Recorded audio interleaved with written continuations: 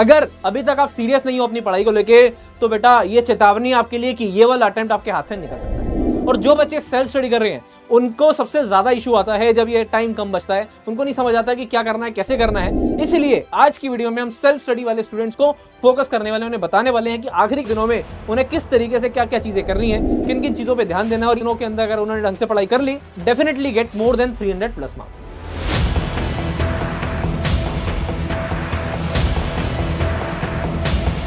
हमारे को पता है हमारे 4 सब्जेक्ट हैं, accounting, business law, quantitative aptitude and business economics. हर एक जो सब्जेक्ट है वो 100 मार्क्स ईच है।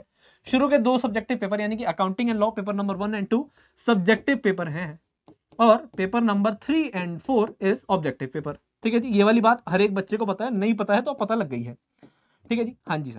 देखिए सबसे पहली बात कि आपको रेगुलर 10 से 12 घंटे तो पढ़ाई को देने ही देने पड़ेंगे, 10 to 12 आवर्स, और ये रिगरस पढ़ाई करनी पड़ेगी। अब मजाक बात नहीं है कि 1 महीने पढ़ के निकल जाएगा। ठीक है जी, हाँ मैं मान सकता हूं कि किसी बच्चे का बेस बहुत ज्यादा स्ट्रांग है तो उसके लिए थोड़ी सी चीजें आसान हो सकती हैं, बट अगर आपको पहले से अकाउंट्स नहीं आती है या थोड़ा सा मैथ्स टफ लगता था या इको नहीं पड़ी हुई है तो आपके लिए थोड़ी सी चीजें डिफिकल्ट हो सकती हैं। बट डिफिकल्ट को आसान करने का क्या तरीका है, या 10 से 12 घंटे अगर रेगुलर पढ़ाई करोगे तो डेफिनेटली आप मोर देन 300+ मार्क्स लेके आ सकते हो, और इस बात पर भरोसा करना पड़ेगा आपको, बट स्टिल पॉसिबल है। कैसे पॉसिबल है जरा बात करते हैं। सबसे पहले अगर मैं बात करूं अकाउंटिंग की, हमने अकाउंट सब्जेक्ट की, ठीक है जी, हर एक बच्चा चाहता है यार इस सब्जेक्ट में बहुत अच्छे नंबर लाना, अच्छे नंबर लाने चाहते हो कोई दिक्कत नहीं है। सबसे पहले देखो आपके पास यहाँ पर अकाउंट्स के आपको 2 मॉड्यूल में बांटा गया पूरे के पूरे सिलेबस को आपने आईसीए के द्वारा, एक है मॉड्यूल 1 और एक है मॉड्यूल 2। अगर मैं बात करूं हमारी कि हमें प्रायोरिटी किसको देनी है, देखो जब ओल्ड स्कीम थी तो हम पहले बोलते थे अब ये वाले चैप्टर्स कर लो, अब ये वाले कर लो, बट अब नई स्कीम के हिसाब से आपको सबसे पहले प्रायोरिटी देनी है मेरे बच्चे मॉड्यूल 1 को। ठीक है जी, पहले मॉड्यूल 2 को प्रायोरिटी देते थे बट अब मॉड्यूल 1 को देंगे। क्यों देंगे जरा बात को समझिए। सबसे पहले आपको क्या करना है, अकाउंटिंग प्रोसेस, जिसके अंदर क्या आता है आपको पता है, journal entry, ledger, trial balance, subsidiary book. ठीक है जी, इसकी ज्यादा वेटेज नहीं है, बट अगर ये अच्छे से करोगे तभी आगे चीजें जाके समझ आएंगी। तो इसलिए मैं कह रहा हूं सबसे पहले journal, ledger, trial balance, subsidiary book करनी है। उसके बाद BRS, bank reconciliation statement, bill of exchange, depreciation and amortization, inventory, final accounts, NPO. ये वाले चैप्टर्स आपके लिए आएंगे फर्स्ट प्रायोरिटी में। सबसे पहले इन चैप्टर्स को कंप्लीट कर लो, आराम से 50 to 60 मार्क्स का पेपर यहीं से आपको देखने को मिलने वाला है, और इसको करना as compare to other chapters आसान है। ठीक है जी, तो अकाउंटिंग के अंदर हमें किन चैप्टर्स पे फोकस करना है, देखो अब यहाँ पर टाइम कम है तो यहाँ पर ना हार्डवर्क से काम नहीं चलने वाला है, सिर्फ 10-12 घंटे पढ़ाई करने से काम नहीं चलने वाला है, यहाँ पर हमें स्मार्ट वर्क भी करना पड़ेगा। तो मेरे को सबसे पहले देखना है कि मेरे लिए फर्स्ट प्रायोरिटी क्या होनी चाहिए, सेकंड प्रायोरिटी क्या होनी चाहिए।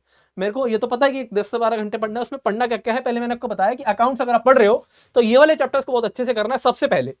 इसके बाद अगर सेकंड प्रायोरिटी की बात करूं तो सेकंड प्रायोरिटी में आप पार्टनरशिप, कंपनी और अकाउंट्स फ्रॉम इनकम्प्लीट रिकॉर्ड को रख सकते हैं।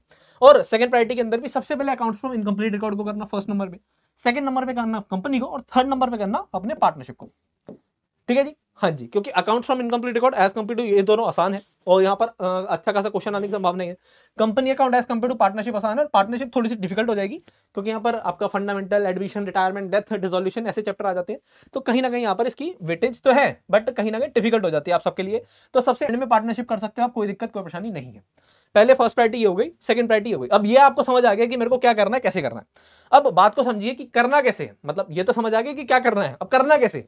अब ऐसा नहीं है कि आपने, जैसे आप सेल्फ स्टडी वाले स्टूडेंट्स हैं तो आप यूट्यूब से पढ़ रहे होंगे या कहीं और से पढ़ रहे होंगे, अपने भैया दीदी से पढ़ रहे होंगे, तो आपको क्या करना है, चलो कंसेप्ट आपने लेक्चर से समझ लिया, यूट्यूब लेक्चर से समझ लिया। किसी भी चैप्टर में दिक्कत है तो हमारे भी यहाँ बहुत सारे लेक्चर्स यूट्यूब पे अवेलेबल है, आप वहां से भी देख सकते हैं।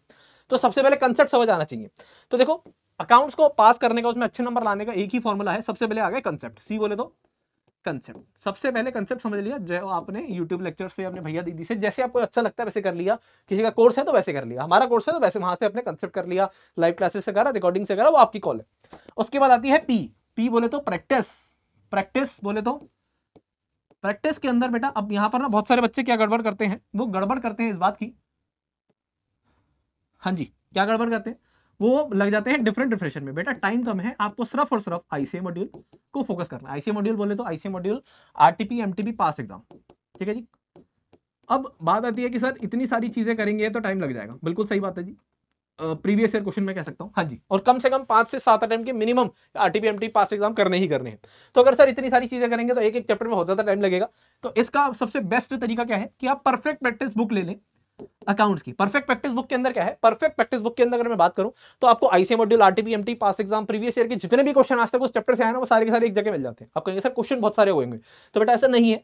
हमने उस बुक के अंदर बेस्ट मर्जिंग दे दी है, वहां पर बेस्ट मर्जिंग दे दी है आपके सारे के सारे इन क्वेश्चन की, यानी कि जो क्वेश्चन रिपीट हो रहा है, सिर्फ फिगर चेंज करके रिपीट हो रहा है, उस क्वेश्चन को एक जगह डाल दिया, उसको एक बार लिख दिया और उसके नीचे रेफरेंस डाल दी कि भाई साहब ये क्वेश्चन 5 दफे आया है। तो आपको भी पता है कि यार पेपर के अंदर ये वाला क्वेश्चन इंपॉर्टेंट है, रिवीजन के टाइम पे हेल्प मिली, टाइम कम से कम लगा। तो पी के लिए आपको क्या करना है, प्रैक्टिस करनी है। प्रैक्टिस कहां से करनी है, या तो आईसीए के सारे क्वेश्चन जितने भी इस चैप्टर से पूछे गए हैं, या फिर परफेक्ट प्रैक्टिस बुक। सर इसको खरीद कैसे सकते हैं, तो बेटा 888-888-0402 पे या तो व्हाट्सअप कर दीजिए, 888-888-0402 पे या तो व्हाट्सअप कर दीजिए, या फिर हमारी वेबसाइट है www.escholars.in, उस पर लॉगिन करेंगे तो आपको यहां से बुक मिल सकती है। ठीक है जी, हाँ जी, परफेक्ट प्रैक्टिस बुक अकाउंट्स की। उसके बाद आता है टेस्ट। अब सर ये टेस्ट, हर एक चैप्टर का आपको चैप्टर वाइज टेस्ट देना है, टी बोले तो टेस्ट, हर एक चैप्टर का आपको चैप्टर वाइज टेस्ट देना है, उसके बिना आगे बढ़ना नहीं है। क्यों नहीं बढ़ना है भाई साहब, तुम आगे बढ़ते रहते, तुम्हें यही नहीं पता कि तुम्हारा ऊपर वाला चैप्टर जो करा था वो आता है कि नहीं आता है, और आगे बढ़े जा रहे हो, कोई फायदा नहीं है जब तक आप क्या ना करो, जब तक आप उस चैप्टर को अच्छे से तैयार ना हो जाए, टेस्ट ना दे दें। तो टेस्ट जरूर देना है और उसे चेक कराना है, खुद से चेक नहीं करना है।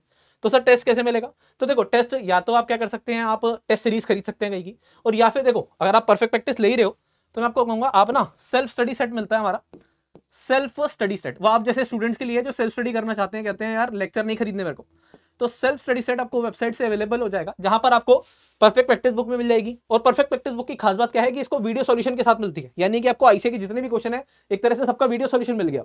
ठीक है जी, परफेक्ट प्रैक्टिस के हर एक क्वेश्चन का वीडियो सॉल्यूशन मिल गया। टी बोले तो टेस्ट, आपको यहाँ पर मिल गए हमारे टेस्ट, हर एक चैप्टर के चैप्टर वाइज टेस्ट, और साथ ही साथ फुल कोर्स मॉक टेस्ट मिल गए, जो आप पहले दिन जिस दिन आपने सेल्फ स्टडी सेट लिया है उससे लेके जितने भी आप वैलिडिटी ले रहे हैं उस टाइम तक के आपको टेस्ट अवेलेबल है। आप टेस्ट जब मर्जी चाहे दे सकते हैं, और उसे हमारी faculty with in 5 to 7 days check करके देते हैं। तो आपकी सेल्फ स्टडी का, आपका परफेक्ट प्रैक्टिस का काम हो गया, टेस्ट का काम हो गया यहाँ पर। ठीक है जी, तो इससे ज्यादा बढ़िया बात नहीं है सेल्फ स्टडी स्टूडेंट्स के लिए। सेल्फ स्टडी सेट ले लीजिए, हर एक सब्जेक्ट का आपके लिए बहुत ज्यादा फायदेमंद है। अकाउंट्स के अंदर कैसे फायदेमंद है, परफेक्ट प्रैक्टिस के क्वेश्चन करने हैं, टेस्ट देना है, और रिवीजन अपने नोट से करिए, कोई टेंशन कोई दिक्कत नहीं है। ठीक है जी, आर बोले तो रिवीजन, और इसका मतलब है अगर आपने C plus P plus T plus R focus कर लिया तो एस बोले तो श्योर सक्सेस। डेफिनेटली अकाउंट्स के अंदर आपका कोई हाथ नहीं पकड़ सकता अगर आपने ये चारों चीजें कर ली तो। अकाउंट्स के अंदर definitely you can get more then 90+ marks अगर आपने ये चारों चीजों को फोकस करा और सारे चैप्टर इसी तरीके से करे तो। उसके बाद बात आती है लॉ की। इस बार लॉ का पेपर बहुत ज्यादा अच्छा आया, बच्चों को तोते उड़ गए। बच्चे कह रहे हैं कि सर सारे सब्जेक्ट हो जाएंगे, लॉ नहीं होगा। भाई साहब लॉ के अंदर कोई भी दिक्कत नहीं थी। अगर मैं सीधी सीधी बात बताऊं ना, आप चाहे पेपर जाके पीपी से मिला लेना परफेक्ट प्रैक्टिस बुक से, उसका पेपर भी पूरा का पूरा परफेक्ट प्रैक्टिस बुक से था। सिर्फ पॉइंट क्या था कि वहां पर जो क्वेश्चन थे ना, वो दो क्वेश्चन को मर्ज करके एक क्वेश्चन बना दिया गया, और आपको लगा कि यार पेपर कितना टफ आ गया है। तो पेपर चाहे जितना मर्जी मुश्किल आ जाए, जितना मर्जी आसान आ जाए, पेपर आपको परफेक्ट प्रैक्टिस से ही मिलने वाला है। सीधी सीधी बात यही है। ठीक है जी, अगर मैं बिजनेस लॉ के चैप्टर्स की बात करूं तो Indian contract act, sales of goods act, partnership, LLP, company negotiable, ये वाले चैप्टर्स हैं। ठीक है जी, इंडियन रेगुलेटरी फ्रेमवर्क है। ठीक है जी, ये वाले चैप्टर्स हैं। अब भाई साहब टाइम कम है अगर, तो आप सबसे पहले sales of goods act, partnership, LLP, company negotiable, Indian regulatory, इन वाले चैप्टर्स को करिए। इंडियन कॉन्ट्रैक्ट एक्ट को बाद में कर लेना। इंडियन कॉन्ट्रैक्ट एक्ट सबसे बड़ा एक्ट है। ठीक है जी, सारे एक्ट मिला के, और अकेला वो एक्ट बराबर है, इतनी वेटेज है उसकी, मतलब weightage in the sense of इतना मेहनत लगेगी आपको उसको करने में। तो सबसे पहले जरूरी है कि हम इन एक्ट पे ध्यान दे दें। और लॉ में पास होना चाहते हो तो भाई साहब देखो, कहानियां सबको अच्छी लगती है लॉ में, लॉ के अंदर आपको लॉयर बनने में बड़ा मजा आता है। ठीक है जी, अब लॉ के अंदर भाई साहब आप जरा बात समझे, जो भाई साहब लॉ कर रहे हैं उन्हें जरा समझिए, उनकी स्थिति को समझिए, उन्हें क्या करना है आगे जाके। सर उन्हें जाके आगे अगर वो केस लड़ेंगे तो उन्हें पेपर्स बनाने पड़ेंगे। ठीक है, रिटर्न में प्रैक्टिस करनी पड़ेगी। जो जज भाई साहब होते हैं उनको क्या करना पड़ता है, सर रिटर्न के अंदर अपने जो जजमेंट है वो देनी पड़ती है। तो भाई साहब लॉ के अंदर सारा का सारा खेल किसका है, राइटिंग प्रैक्टिस का है। तो अगर आपको भी अपने लॉ सब्जेक्ट को अच्छा करना है तो सिर्फ एक ही इसका मूल मंत्र है, राइटिंग प्रैक्टिस। रोज 30 मिनट्स अगर आप राइटिंग प्रैक्टिस कर रहे हैं तो जिंदगी में कोई दिक्कत कोई परेशानी नहीं आने वाली है। लॉ पढ़ रहे हो भाई साहब, आपको कुछ नहीं करना, जो कंसेप्ट समझा उसे लिखने की कोशिश करिए। ठीक है जी, और टाइम कम है तो अपने सिर्फ पीपी के क्वेश्चन उठाएंगे, याद करेंगे रोज, और रोज 3 से 5 क्वेश्चन लिखने की प्रैक्टिस करेंगे।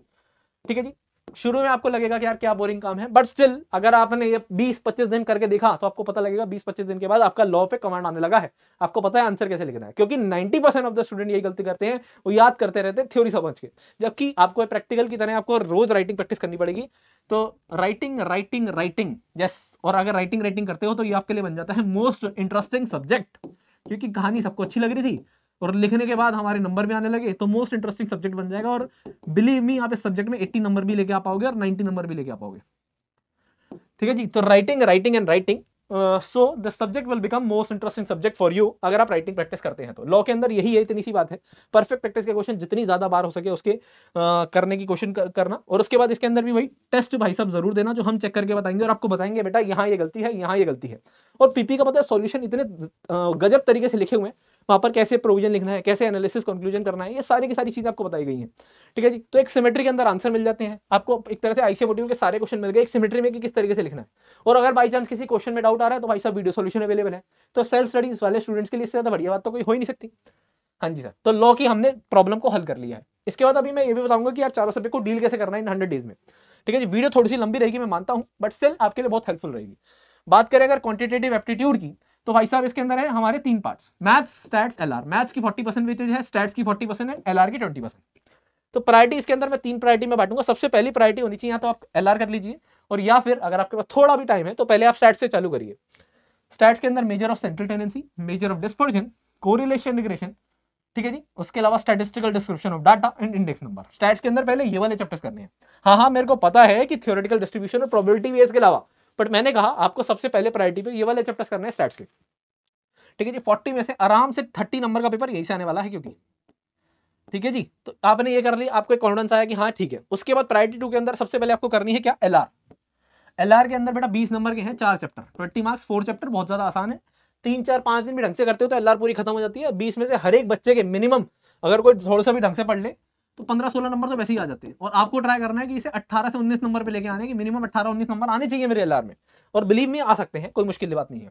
तो आपने देखा पास तो मैं यहीं से हो रहा हूँ स्टैट्स के सब्जेक्ट करके और एलआर से। मैथ्स के अंदर फिर क्या करना है, रेशियो, प्रोपोर्शन, इंडाइसिस, लॉगरिथम और टाइम वैल्यू ऑफ मनी।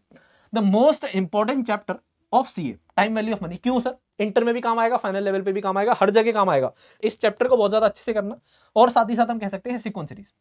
आपका ये कर लिया ना जैसे आपने प्रायोरिटी 2 के साथ, तो आपके आराम से 60 to 65 मार्क्स का पेपर यहीं से आने वाला है। और आपने ढंग से करा है तो 50 से लेकर के 55 तक बड़े प्यार से आ सकते हैं, और मोर देन इससे भी ज्यादा आ सकते हैं भाई साहब। एक्यूरेसी बच्चों की मैंने देखी है कि 60 क्वेश्चन करे थे और 58 मार्क्स आए हैं, 59 मार्क्स आए हैं, ऐसा हो सकता है। प्रायोरिटी 3 के अंदर बाकी बचे हुए चैप्टर्स कर लीजिए, जैसे कि प्रोबेबिलिटी, थ्योरेटिकल डिस्ट्रीब्यूशन और आपका permutation, combination, differentiation, integration, equation वाले चैप्टर, ये प्रायोरिटी 3 में है। ठीक है जी, कोई दिक्कत नहीं होने वाली है। मैथ्स को पार करने का सिर्फ एक ही तरीका है, क्या, सिर्फ और सिर्फ परफेक्ट प्रैक्टिस के क्वेश्चन करिए।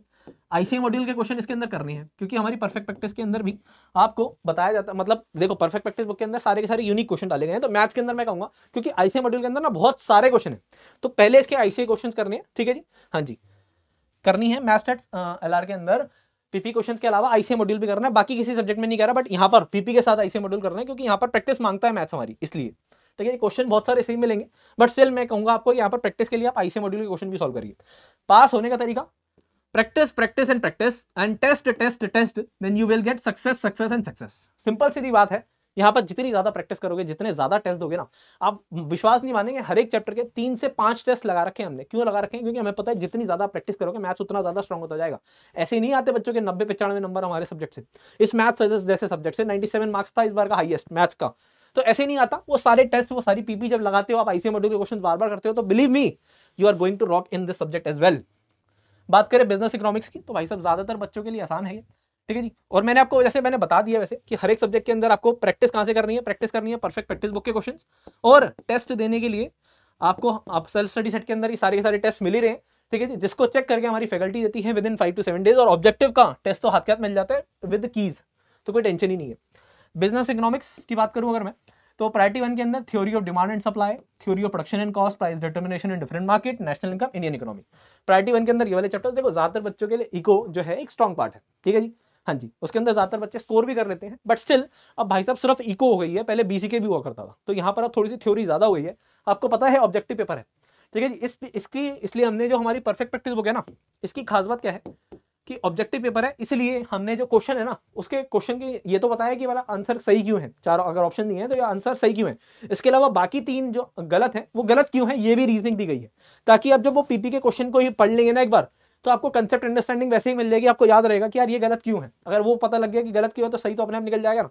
तो पीपी के अंदर इसकी ये खास बात है। इसके अंदर भी टेस्ट बहुत सारे मिलेंगे आपको सेल्फ स्टडी सेट में, हर एक सब्जेक्ट के अंदर टेस्ट दिल खोल के हैं कि आपसे पूरे नहीं होने वाले, कि अगर आपने वो सेल्फ स्टडी सेट ले लिया तो टेस्ट पूरे नहीं होने। पीपी के क्वेश्चन से टेस्ट अगर आपने सारे कर लिए तो you are going to get more than 300 और more than 350 marks, believe me or not, but ये पॉसिबल है, चाहे किसी भी पुराने बच्चे से इस बात का रिव्यू ले सकते हो। तो प्रायोरिटी 1 के अंदर ये वाले चैप्टर्स करने हैं, ठीक है जी। इसकी वेटेज ज्यादा है और मेहनत कम लगेगी यहाँ पर इन चैप्टर्स को करने में। Theory demand and supply, production and cost, price determination in different market, national income, Indian economy.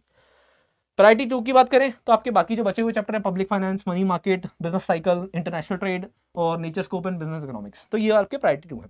अभी क्या करना है, अभी for the next 30 days 2 subject उठा लीजिए, एक थ्योरी एक प्रैक्टिकल, और जम के उसमें मेहनत करिए। इन 2 सब्जेक्ट को अगले 30 दिनों के अंदर ट्राई करिए कि इसमें से एक सब्जेक्ट जो है वो 70% पे आ जाए और दूसरा सब्जेक्ट एटलीस्ट 50 to 60% पे आ जाए। आराम से हो जाएगा अगर आप लगातार 10 से 12 घंटे पढ़ेंगे, पॉसिबल है, ठीक है जी। आपको कंसेप्ट, प्रैक्टिस और टेस्ट को जरूर टाइम देना है, यानी कि अगर एक दिन में 12 घंटे 10 घंटे भी पढ़ रहे हो तो 4 घंटे कंसेप्ट को, 4 घंटे क्वेश्चन प्रैक्टिस को और 2 घंटे रिवीजन और टेस्ट को। अगर आप ऐसे टाइम बांटोगे तो बिलीव मी निकाल लोगे। सिर्फ यही इतना सा मूल मंत्र है, कैसे करना है, क्या करना है, सब कुछ बता दिया है। प्रायोरिटी किसको देनी है ये भी बता दिया है। तो अगर इस तरीके से करेंगे तो you are going to rock in the upcoming attempt. तो चलिए, उम्मीद करता हूं कि आप अपकमिंग अटेम्प्ट में अच्छा नंबर लेके आ पाएंगे और आप सेल्फ स्टडी सेट के अंदर भी आप लेके आप अपनी तैयारी को एक लेवल अप कर सकते हैं। तो जैसा चाहे आप वैसा कर सकते हैं। तो मिलते हैं नेक्स्ट वीडियो में, तब तक के लिए goodbye, all the best, जय श्री श्याम। वीडियो को ज्यादा से ज्यादा शेयर करिए अपने फ्रेंड्स के साथ ताकि उनका भी ये वाला अटेम्प्ट निकालना उनके लिए आसान हो पाए। थैंक यू सो मच, जय श्री श्याम।